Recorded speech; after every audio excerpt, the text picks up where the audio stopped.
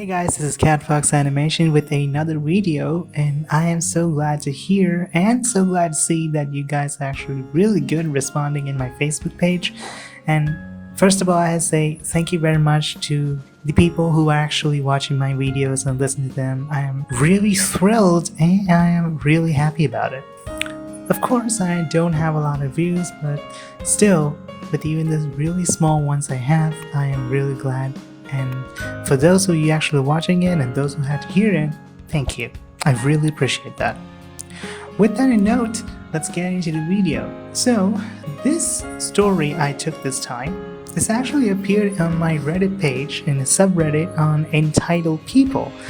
And this is actually really good and really interesting, so I decided right away, this is going to be the story that I'm going to narrate for you guys, and why not go for it? So, here we go.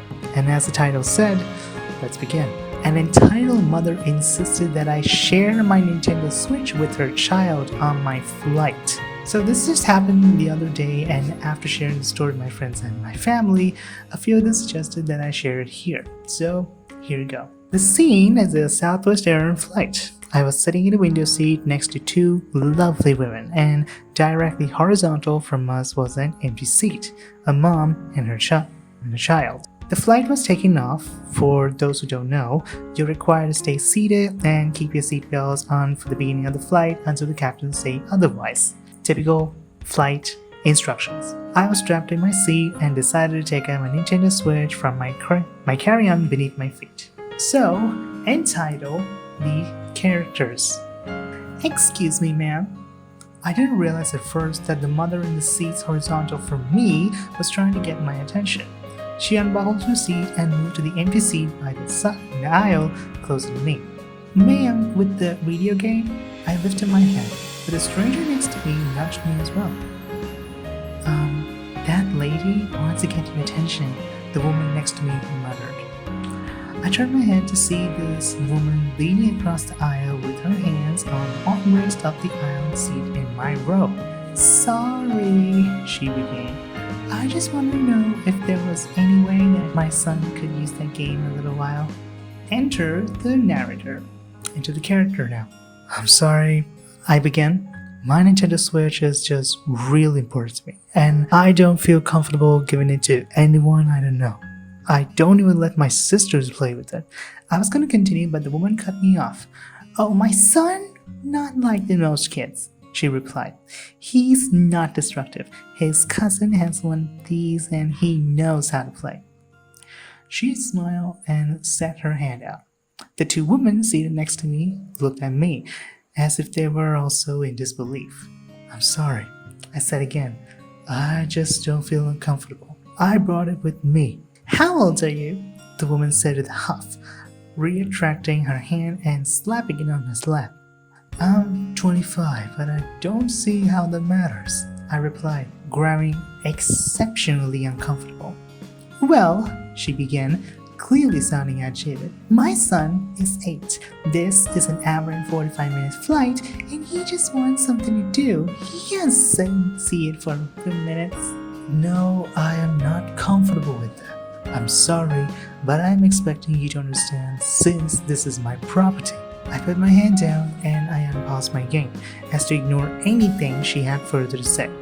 Are you serious? She seemed genuinely livid. Well, my son... Sorry, buddy. Not anyone knows how to share. The woman said to the kid next to her. Her child started whining and kicking the seat in front of her. Thanks for this, she said to me. A sweet kid just wanted to share you with you, and you are being ignorant about it. Before I ever opened my mouth, one of the ladies in my row snapped back at her. How dare you be the energy on this plane? She told us so kindly and that she doesn't feel comfortable with passing her electronics to a stranger. The mother wasn't having it. She is an adult and can't share with a child for a few minutes of a nearly 2-hour flight?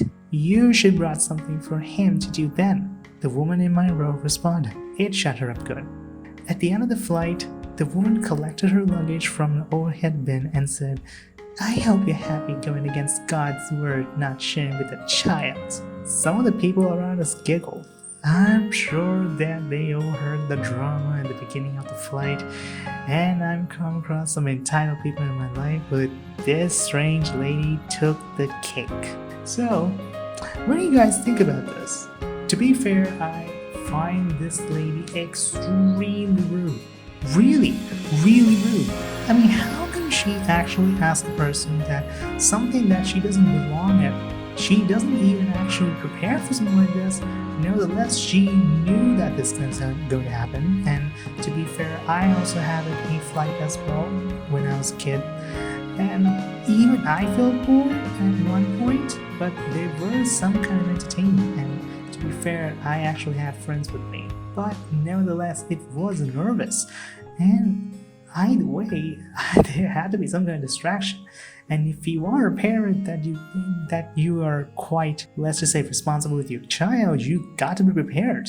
Without actually preparing yourself and without actually thinking about it, you can't just say and ask a person and saying that, hey, can I have that? And you just shouldn't force it. Never. That is not going to work at all. Literally, believe me, that will be the wrong thing to do. And literally, this is gonna be the worst thing you can actually ever do. And believe me, you're not gonna get support from a normal group at all. Never you will. So if you are actually trying to do it, please, I'm begging you, don't be no swearing. Just don't be a bee and just get along with it and try to do something productive and try to calm your child in the way that you think that's fine. Okay? If you already said that you already have your cousin have a Nintendo Switch, so you got to actually know that your kid could have one, so why didn't you just give one to her? See? It's your problem. It's your son. You should just give it to one of your own. You shouldn't ask from someone else. Even if I'm in the position, if she asked from me, I will literally say, I'm sorry, no, I can't. This is my property and my property only. I'm not sharing. Literally, I won't. I'm not that kind of person. That doesn't mean I'm cruel. It's just that I'm secure in my own stuff. I just don't want to share with anybody else and just be reckless and don't want to put everything in jeopardy. Literally, I will not gonna do that. So any normal person will do about it. But I just want to know what you're gonna think about it too. Will you do something about it? Will you react in a different way, or will you just, give the kid the Nintendo Switch if you had any, or something similar? It's up to you to decide, but why don't you share your comments down below as well? That will be interesting, even to me. An entitled neighbor demands I drive her. Okay, this story is also taken from the Reddit section, and this is gonna be a bit long, but it's really interesting too. Okay. So, it's long, again. I haven't spoken to my neighbor for nearly 3 years after I began refusing to her taxi. Okay? So, we had a decent relationship for a time, always cordial. Neighbors doesn't drive at the time. I was a Sam with a toddler and 2 in school. She first began by coming by one afternoon asking if I could take her and her kid to the dentist. Okay, sure, it's not far. Then another time her kid needed seen in urgent care and she needed me to take them, but this is when issues first began. That particular day, I had a contractor at the house and needed to finish with this. She told me I needed to hurry. I told her it wouldn't take long, but if it's an emergency, call for an emergency service or an Uber. She said it would wait, so my contractor is done and we go, and I picked him back up. Well, this goes on for a while off and so on. Frankly, it's a little frustrating, but I'm trying to be neighborly, but then she became flipping a little. Okay, one day I got a text asking if I'm left to take my child to school. I had. She said hers overslept and wanted me to drop them off for her. Now, again, note that our kid went to a different school. I say yes, but she needed to come too because I won't sign them in. She agreed, and overall I spent an extra 40 minutes out of my morning with my toddler who doesn't love being in the car. But Okay, being neighborly. Then a pattern emerged. Kids keep oversleeping and knocking on my door or texting. I often try running errands after I drop my kids off, so I'm out. I got a text. Where are you? Will you back from taking your kids to school soon? I need a ride. I say no, I won't be home, and then she asks if my husband can do it since he works from home. No, he's working. She got snippy and said she would have called them out of school again and they had missed so much. I ignored that and went about my errands. My toddler had some health complications, so we are often at the dock. Get another text asking where I am and when I'll be home. Say the next city over and no idea, needed to call Uber. She claims Uber is unsafe and she will get killed.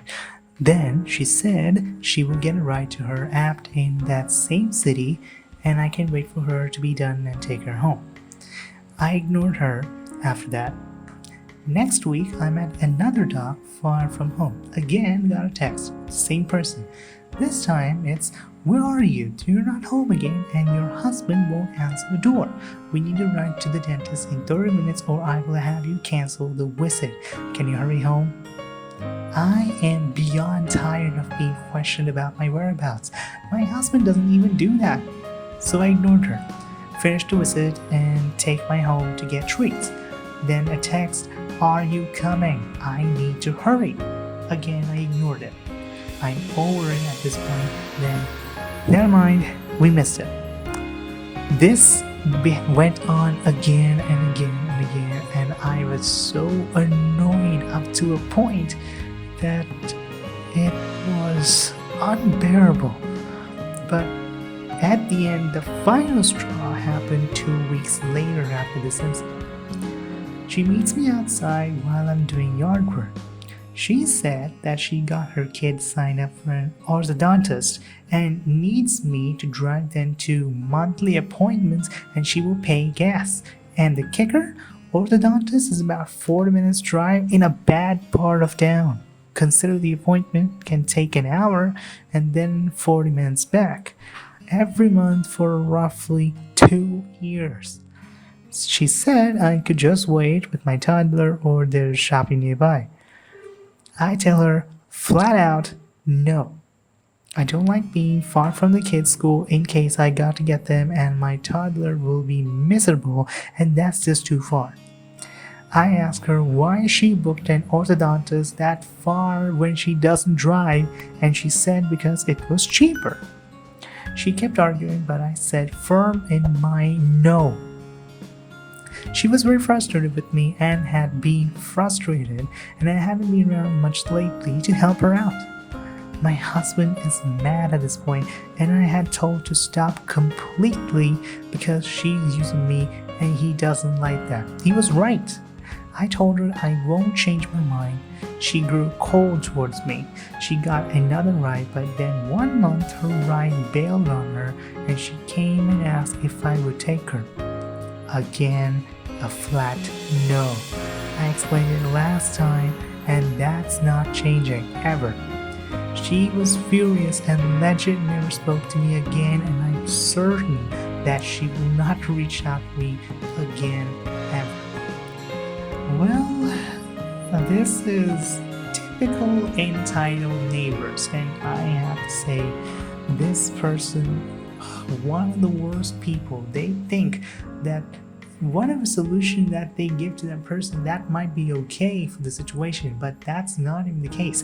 You're using that person, you know. You are. That person, she's just the worst kind. Look, lady, I don't know what happened. You're actually a good person. I have to say, you are. Just be a good person, but that doesn't mean that you have to be their slave. Even though that she does pay you the gas money, she does not going to give you that time that you spend on that. That's going to be even more painful. I will not recommend you to work on that way too long. You have to get rid of it and I am happy that you really did. Look, being a good person is one thing, but being a fool and trying to like working to another person constantly, even canceling all your schedules and everything. That's not the right thing to do. And believe me, that's the worst kind of people. That who actually keeps on asking you again and again and again. Even they said no. And she expressly said no, and this entitled neighbor didn't care. You got to say flat no in the situation, and I am so happy that you did. Now, don't think I'm a bad guy. I'm not. I actually do like to help people as well, as much as I can, of course. But here's the thing. I don't want to actually have a lot of trouble because of that. I'm really not the kind of person who wants to cancel my schedules just to help another person all the time. I mean, maybe once or twice, or maybe a couple of times, that's completely okay. But if you're trying to get depending on me all the time, sorry, that's not going to happen. So, really, really good. Well done. But again, what do you guys think? Do you think what she did at this moment is the right thing? Was she being too cruel? Or what did she do as the right thing? Or is there another alternative, something in between, or maybe none of the ones? It's a completely different one? So leave a comment down below, that'll be great as well. And yeah, I think that will do. For the time being, that are actually 2 stories for the day. Thought about it, so why not? So again, thanks guys for watching, and also be sure to like and subscribe, that'd be great. And also, I guess my artwork is done as well. Here's the thing, this one's completely, I just took a random creature. Actually, it's not a normal creature, this is actually really, really enticing. It's really a cute bird. It's called a It's called actually what's it called? Yes, a breaded Reedling. Reedling. Sorry about the pronunciation. It's a breaded Reedling. It's really nice. It just reminds me that Angry Birds character really looks that way. Nature actually surprises in many ways. But either way, I think that attempt of mine is not the best. But leave a comment down below. Just give a little comment on how do you think as well. That'd be great. And also again, leave a like, put a subscribe just to get to other kind of stories that I'm going to share you off. You can also check the stories on the playlist as well. That'll be great. You can actually watch the other stories on the entitled section and also the storytelling section as well. And yeah, that's it for now. Hope you guys see in another video, and this is Catfox Animation signing out.